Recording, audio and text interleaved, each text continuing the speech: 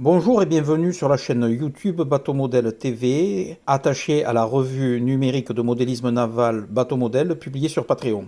Aujourd'hui, nous allons voir le quatrième volet consacré à la Tomstack Craft, une machine qui découpe et qui grave au laser. Nous allons voir ce que veut dire une tête multilaser, et on va apprendre les notions donc de laser optique bleu, de laser infrarouge et de laser combiné. Puis, on va aborder tout ce qui est travail de gravure ou de découpe dans du plexiglas, dans du cuir, dans du carton, dans le tissu, dans le liège, le laiton et l'aluminium. Et enfin, nous allons aborder comment vectoriser une image ou un plan PDF via un logiciel gratuit, Inkscape. Mais je vous laisse découvrir tout ceci après le générique maintenant.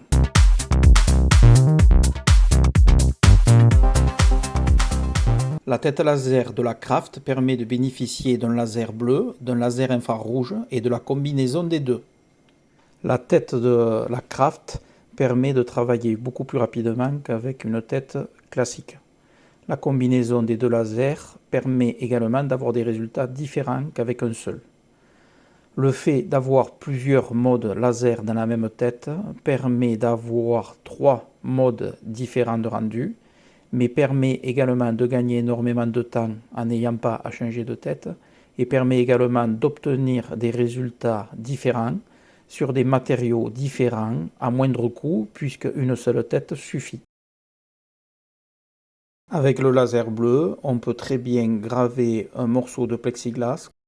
On peut également parfaitement, avec le laser bleu combiné à l'infrarouge, graver en profondeur le cuir avec un très beau résultat. La gravure et la découpe sur papier, sur carton plume ou sur carton comme dans ce cas est réalisable. La seule chose, c'est qu'il faut bien adapter la puissance de son laser ou la vitesse de déplacement afin d'éviter de générer trop de fumée, voire de provoquer un début de départ de flamme.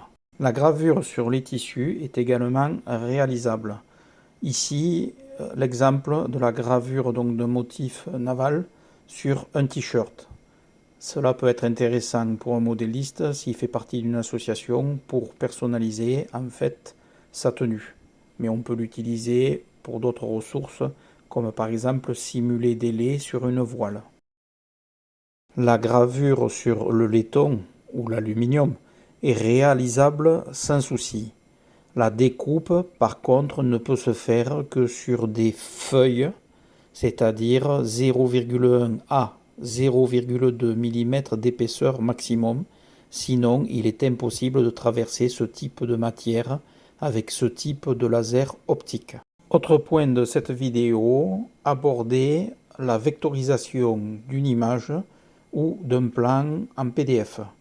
Pour cela, j'utilise le logiciel Inkscape. Il est gratuit et vous avez la version française. Donc, vous avez une page d'accueil. Vous pouvez vous rendre sur la page d'importation interne de l'image ou du PDF. Ce dernier s'affichera donc sur l'écran, ce qui vous permettra de pouvoir vectoriser soit l'image, soit le PDF, de choisir les paramètres qui vous conviennent le mieux pour le travail ou l'objectif que vous lui destinez, et puis à l'issue, vous générez la vectorisation de votre image ou de votre plan PDF pour pouvoir l'exploiter par la suite dans Tomstack Studio. Allez, je vais vous laisser regarder donc un rappel de toutes les possibilités de cette Tomstack Craft.